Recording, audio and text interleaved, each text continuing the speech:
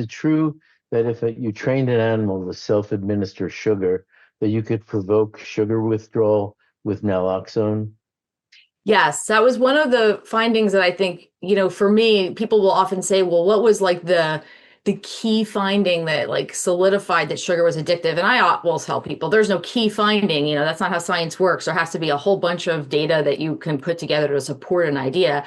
But I would say if I had to pick one thing out that surprised me the most was when we administered naloxone and we were able to precipitate withdrawal in animals that were just eating sugar.